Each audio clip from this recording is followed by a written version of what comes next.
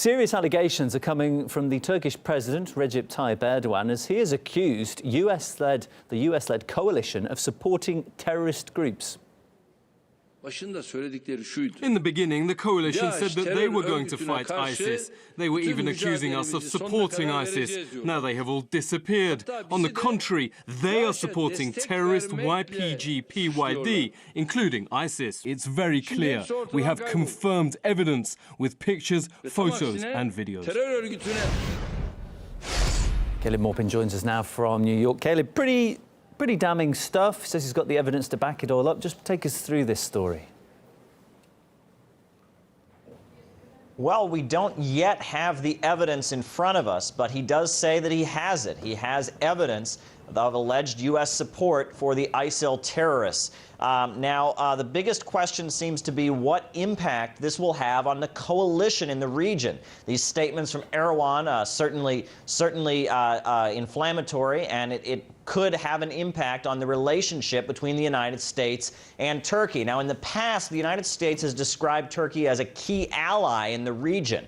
Let's take a listen to what's been said by spokespersons for the U.S. State Department. The United States as a friend and partner of Turkey. Turkey's been a strong ally for decades. We believe Turkey is a genuine partner in destroying ISIL.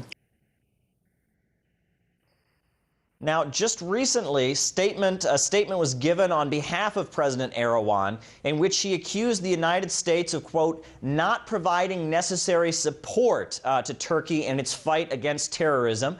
He described how in the Jarablus region and other places where Turkey is battling against terrorist forces that Turkey has not received adequate support from the United States. Now, it's also important to keep in mind the context that a new format in negotiations has recently opened up. Talks are taking place between Turkey, Iran, and Russia regarding the situation in Syria and the region. The foreign ministers of the three countries have gathered to discuss the situation in Aleppo and in Syria. And recently, the spokesperson for the U.S. State Department, John Kirby, was grilled about the U.S. position regarding these new talks between the three countries. Let's take a listen to that conversation.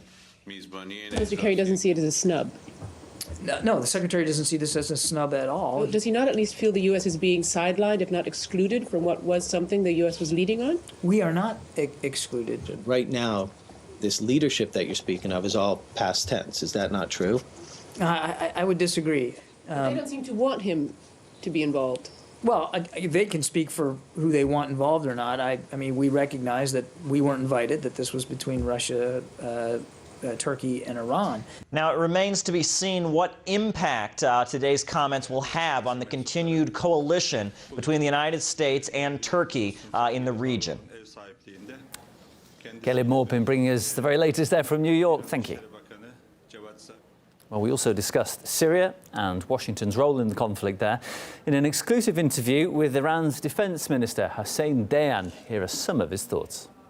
We have never coordinated our operations with the Americans, and we will never collaborate with them. The Western coalition is only fighting there in name. They have no real intention of fighting a war in either Syria or Iraq. Let's not forget how they bombed the Syrian army at Deir ez-Zor. We don't see any real willingness on their part to play a truly meaningful role in fighting Islamic State.